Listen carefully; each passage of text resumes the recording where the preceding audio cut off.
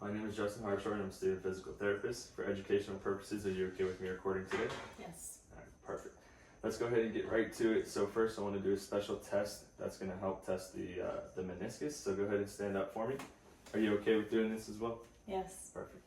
So we're going to test both sides. This one's called the Thessaly's test or the disco test. So essentially you're going to stand on one leg, slight bend in the knee.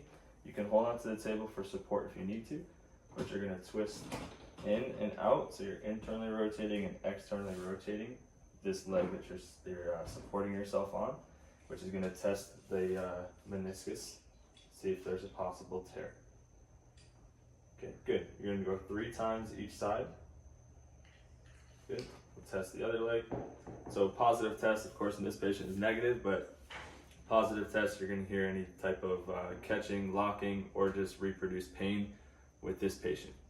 All right, go ahead and lie on your back for me.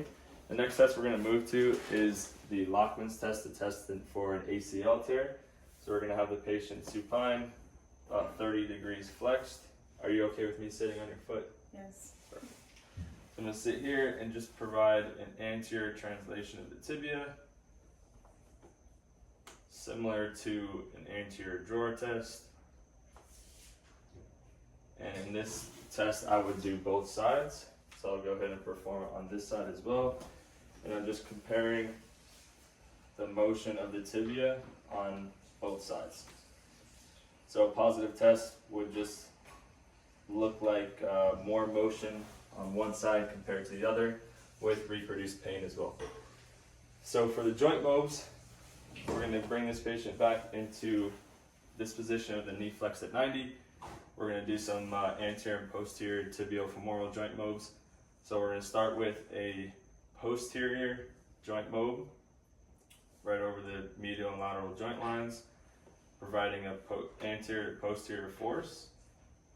And this is going to help increase flexion. So with this, I would do 3 bouts of 30 seconds.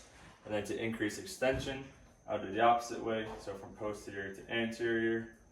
Again, similar to that anterior drawer test, but this is going to help improve extension.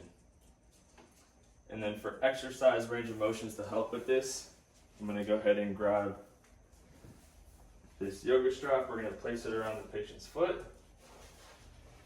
I'm going to hand her this band. So to increase knee flexion, we're going to start with your leg straight. Essentially what you're going to do is you're going to drag the heel along the table, pulling this. Good. Getting as far as you can, you're going to hold it for 5 seconds, and then you're going to go ahead and relax, and each time you want to try to get a little further.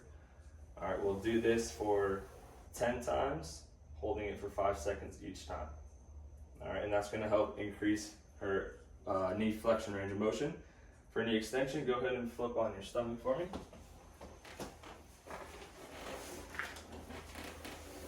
So we'll say it's this, her right leg, that needs the increased motion.